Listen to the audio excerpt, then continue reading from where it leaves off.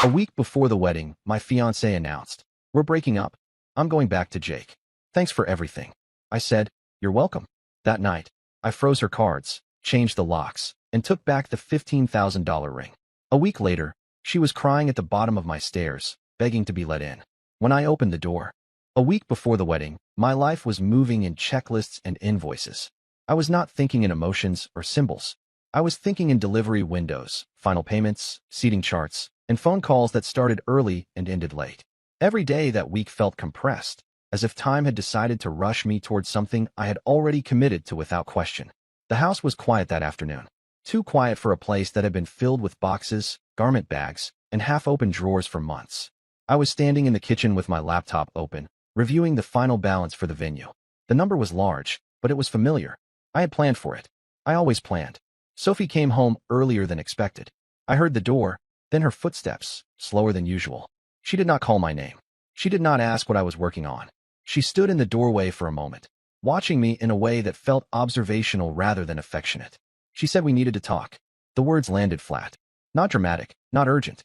Just administrative, like everything else in our lives had become during the last stretch of planning. I closed the laptop because that felt polite.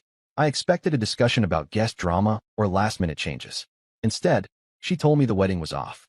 She did not cry. She did not hesitate. She explained that she was going back to someone from her past, someone she described as unfinished business rather than a mistake. She said the name casually, as if I should recognize its weight immediately. Connor Hale, an ex from years ago who had recently reappeared, successful, confident, and apparently ready to reclaim what he once had. She framed it as clarity. She said the timing was unfortunate but necessary. She said she did not want to live with regret. I listened. I did not interrupt. I noticed details instead. The way she leaned against the counter instead of sitting down. The way she spoke as if delivering prepared remarks.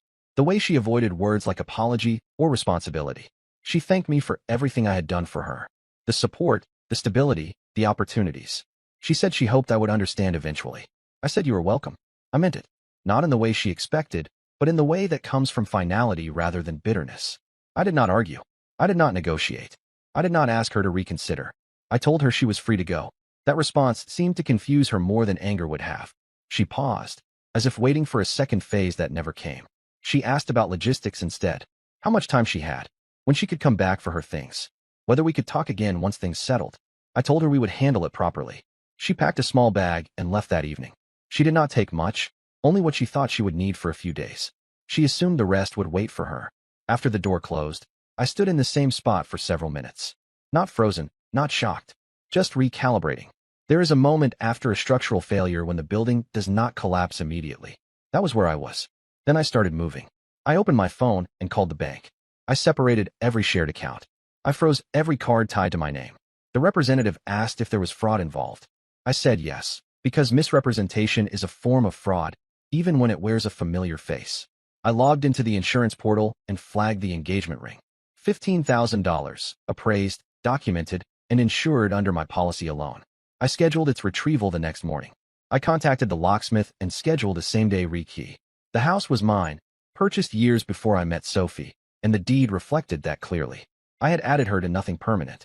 I emailed the wedding planner and placed all services on hold pending review. I canceled the honeymoon reservations.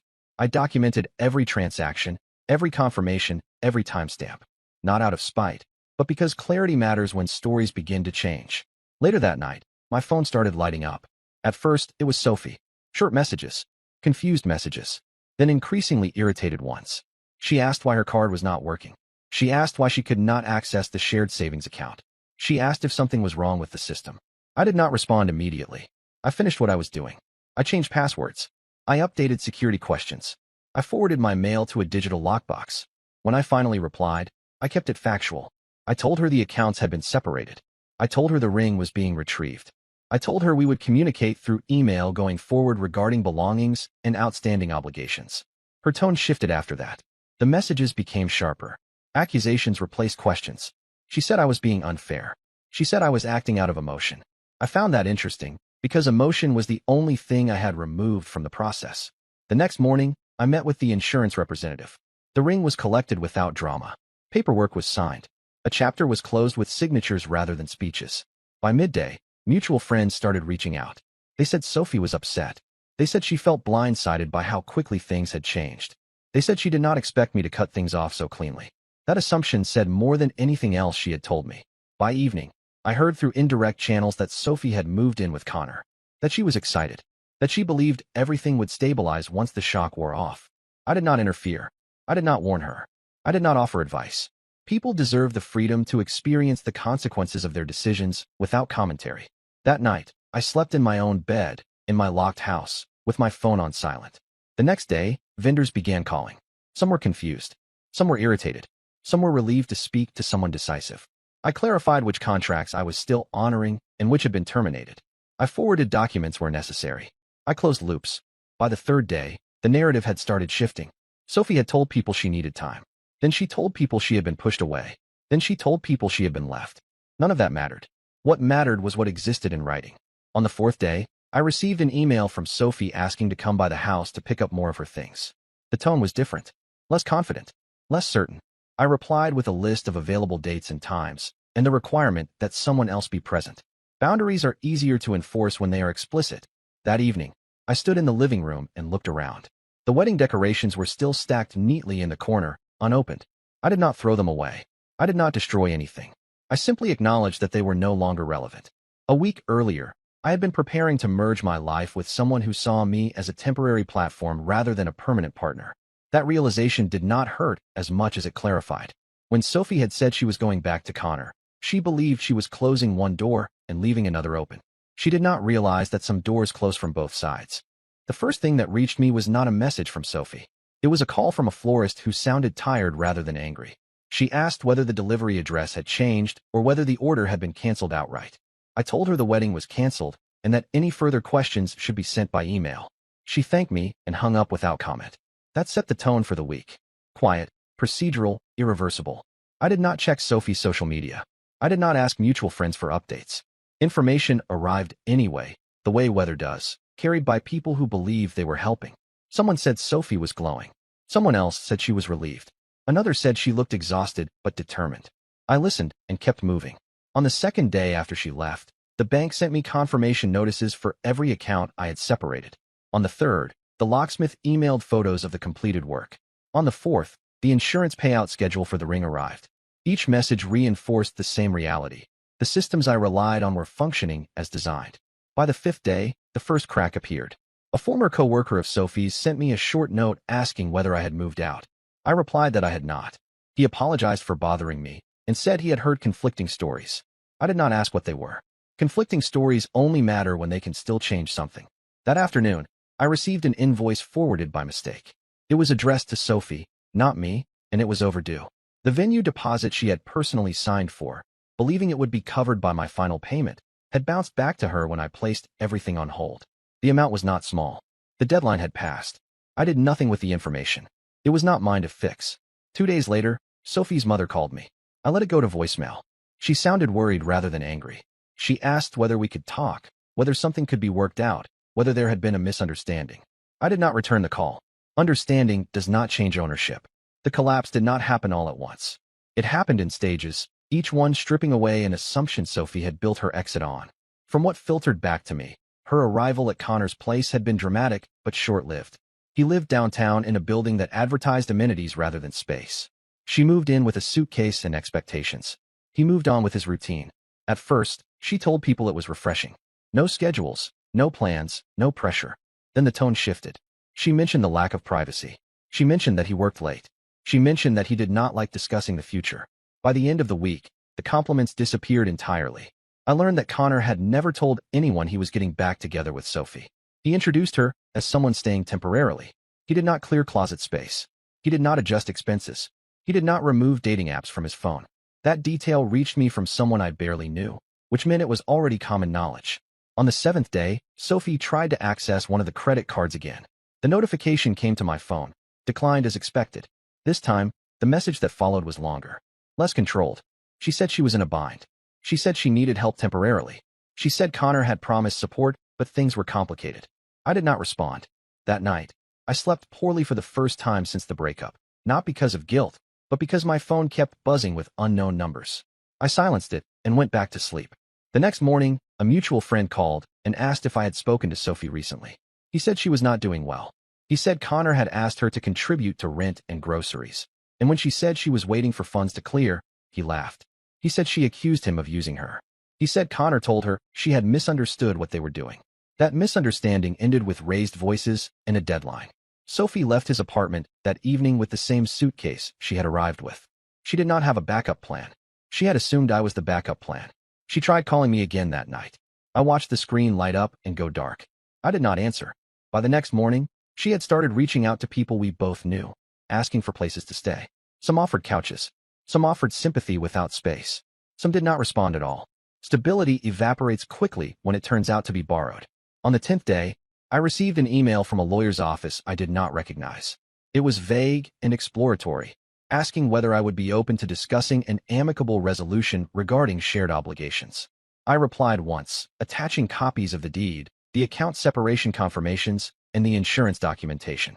I asked them to clarify what obligations they believed were shared. They never replied. The same day, a package arrived at my door. Inside were items Sophie had taken with her in a hurry and now did not want to keep. A scarf, a book, a framed photo of us from a trip years ago. No note, no return address. I put the box in the garage. The turning point came on the 12th day. I was finishing a call when the security camera notification appeared on my phone. It showed Sophie standing at the edge of my property, not approaching the door, not leaving. She looked smaller than I remembered, not physically, but structurally, as if something essential had been removed. She did not knock. She did not ring the bell. She stood there, checked her phone, and sat down on the bottom step. I did not go to the door. Not yet. Through the camera, I watched her shoulders sag. I watched her wipe her face with the back of her hand. I watched her type, delete, and type again. Minutes passed. Then someone walked by and glanced at her, recognized her, and kept going. I muted the feed and went back to what I was doing. Not because I did not care, but because timing matters. Once a boundary is crossed too easily, it becomes theoretical. An hour later, she was still there. That was when I opened the door. I did not invite her in. I did not step outside. I stood in the doorway, occupying the space between past and present. She looked up and started talking immediately. Not accusations. Not anger. Explanation. She said things had spiraled. She said Connor was not who she thought he was. She said she had made a mistake under pressure. I listened. She said she needed time. She said she needed stability. She said she had nowhere else to go. I told her we could talk about logistics another day. She asked whether she could come inside, just to sit, just to breathe. I said no. That was when the panic surfaced. Not loud, not dramatic, controlled but brittle. She asked what she was supposed to do. I told her the truth, that she had options, but none of them involved me fixing what she had chosen to break. That I would coordinate times for her to retrieve the rest of her belongings. That financial matters should go through email. That emotional appeals were not productive. She asked whether I still cared. I told her that caring does not require access. She sat there for a long time after that. I closed the door gently, not to punish, but to conclude the interaction. From inside, I heard nothing. No shouting, no knocking, just the sound of someone sitting with the outcome of their own decisions. Later that night, the security camera showed her leaving. Slowly, carefully, as if afraid the ground might give way beneath her. The next morning, messages started circulating again. People said I was being cold. People said I was being strong. People said different things depending on what they needed to believe. None of it mattered. What mattered was that Sophie had finally reached the point she had assumed would never arrive. The moment when the exit door closed, the backup door locked, and the illusion of control disappeared. She had not lost everything yet, but she had lost the assumption that someone else would always catch her. The morning after Sophie left my steps, the house felt heavier than usual. Not emotionally, physically, as if the structure itself remembered what had happened at its threshold and was holding the memory in its walls. I went through my routine anyway. Coffee, emails, a call with a contractor. Ordinary things have a way of restoring proportion when life tries to distort it. By mid-morning, messages resumed. Not from Sophie directly at first, but from the people orbiting her situation. Someone asked whether I would consider mediation. Someone else suggested we meet to clear the air. Another implied that refusing contact was unnecessarily harsh. I did not respond to any of it. Harshness implies excess. What I was doing was reduction. At noon, I received an email from Sophie. It was longer than the others. Measured, carefully structured. She acknowledged her decision. She admitted she had underestimated the consequences. She said she was not asking for forgiveness, only for a conversation. I replied with a time and date for a belongings pickup and a reminder that a third party needed to be present. Nothing more. An hour later, she asked if we could talk sooner. I declined. The afternoon passed quietly. I worked from home that day, not because I needed to, but because I wanted to be present for whatever came next. Experience has taught me that unresolved situations tend to arrive unannounced. It was just after sunset when the camera notification appeared again. This time, Sophie was not alone. She stood at the bottom of the stairs with her mother beside her. Her mother looked composed in the way people do when they believe composure can negotiate outcomes. Sophie looked hollowed out, like someone who had run out of internal arguments. I did not open the door immediately. I watched them speak to each other. I watched Sophie gesture toward the house. I watched her mother nod. Then the bell rang. I waited a full minute before opening the door. Not out of cruelty, but because silence clarifies intention. When I opened it, I positioned myself the same way as before. Inside the frame, blocking entry, neutral posture, calm expression. Her mother spoke first. She said she hoped we could resolve things peacefully. She said emotions had run high. She said Sophie was struggling and needed support. I listened. She said family helps family. She said Sophie had invested years into the relationship. She said it was unfair for everything to collapse so suddenly. I let her finish. I explained, calmly and without embellishment, that Sophie had ended the relationship, that the timeline was not sudden from my side, that support does not obligate access, that legal and financial matters were already documented and closed. Her mother shifted then. She tried a different approach. She said Sophie had acted impulsively. She said people make mistakes under pressure. She said forgiveness was a sign of strength. I told her that forgiveness is internal and reconciliation is logistical, and I was not offering the latter. Sophie stood quietly during this exchange. She did not interrupt. She did not contradict. That alone told me how far things had progressed. Her mother asked whether Sophie could at least come inside to talk privately. I said no. That was the moment the tone changed. Sophie finally spoke, her voice steady but thin. She said she had not expected things to escalate this far. She said she believed I would be hurt, angry, reactive. She said she did not expect silence. I told her silence is often the most accurate response when there is nothing left to negotiate. She asked what she was supposed to do now. I told her the truth, that she would have to build something new without assuming someone else would subsidize the transition. That discomfort was not danger. That losing convenience is not the same as losing dignity. Her mother looked at her sharply then, as if hearing parts of the story for the first time. She asked Sophie whether everything I said was accurate. Sophie nodded. That nod did more than any argument could have. Her mother's posture changed. The certainty softened. The authority drained slightly. She asked about the ring. I told her it had been reclaimed. She asked about the house. I told her Sophie had never been on the deed. She asked about money. I told her accounts had been separated the day Sophie left.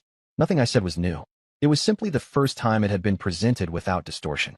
Her mother exhaled and said she wished she had known sooner. I did not respond. Wishing does not alter paperwork. Sophie asked if we could walk, just around the block, just to talk like adults. She framed it as closure. I told her closure does not require proximity. That was when the last card was played. She said she had nowhere to stay that night.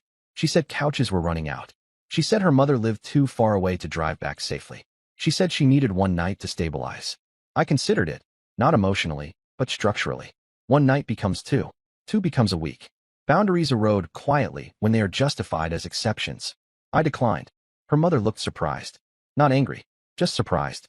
I offered a practical alternative. I suggested a nearby hotel. I said I would coordinate the belongings pickup for the following week. I said communication should remain in writing. Sophie looked at the stairs behind me then. The same stairs she had sat on the night before. The same stairs that marked the edge of what she had lost. Her mother took her arm and guided her away. Not forcefully, decisively. I closed the door and locked it.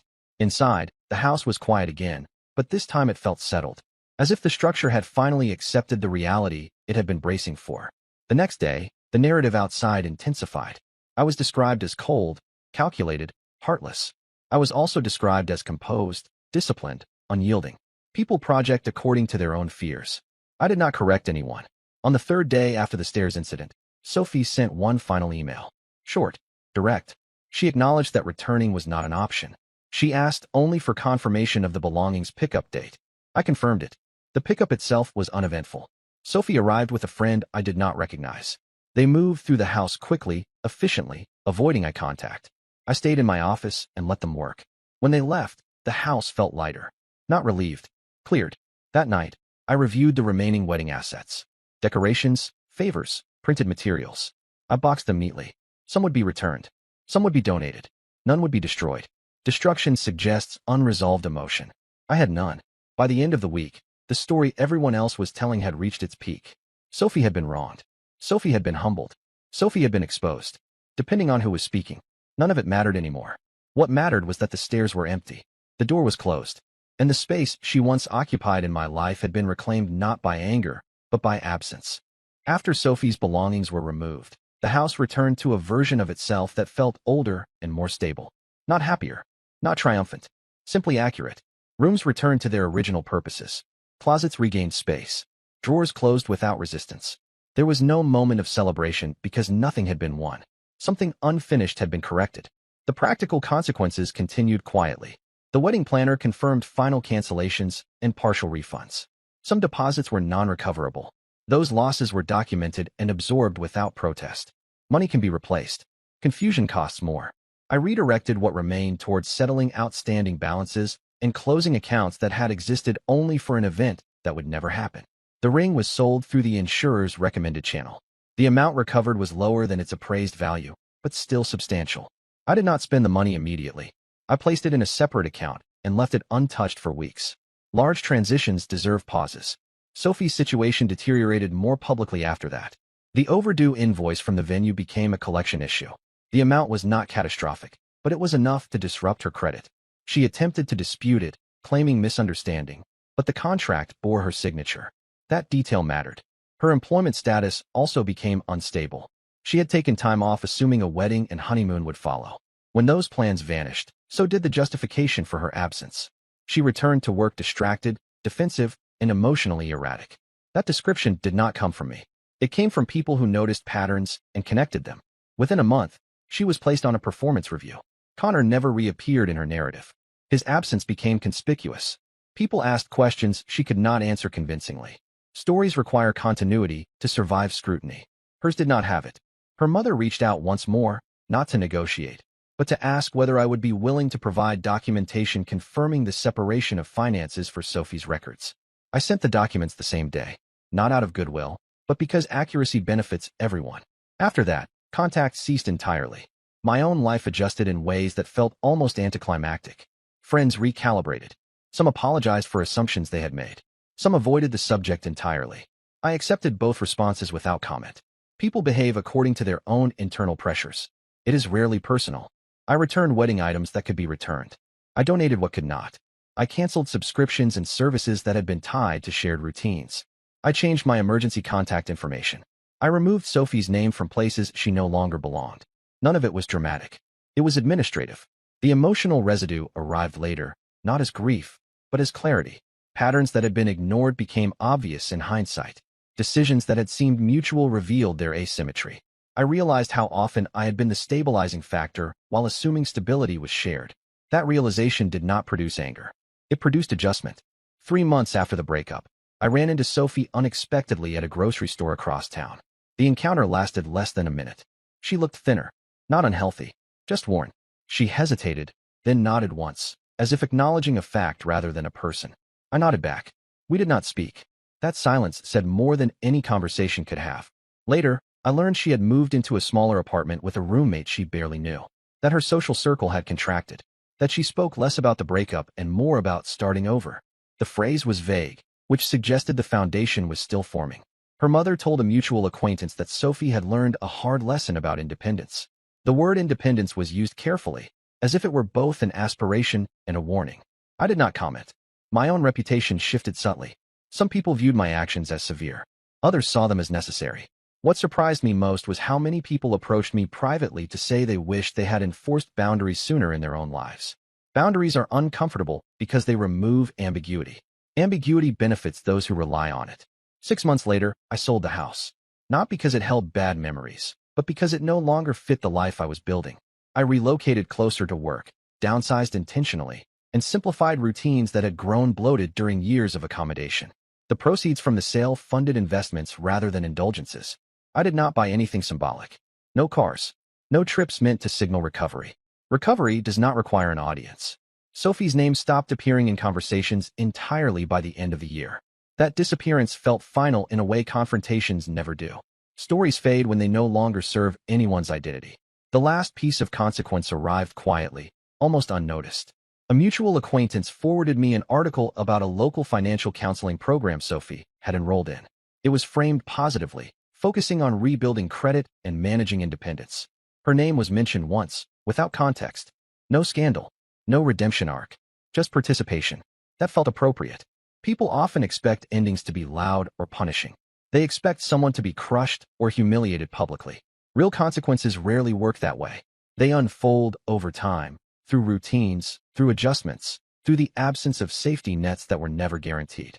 Sophie did not lose everything overnight. She lost assumptions. She lost leverage. She lost the belief that decisions could be reversed without cost. I did not gain anything dramatic. I gained alignment. My actions matched my values. My environment matched my intentions. When I think back to the moment she said she was leaving, the part that stands out is not the betrayal. It is the certainty in her voice. The belief that she was moving towards something better without sacrificing what she was leaving behind. That belief did not survive contact with reality. The stairs at my old house were replaced by a different set in my new place. Narrower, less polished, entirely mine. Sometimes I think about how she sat on those steps, waiting for something to open that no longer existed.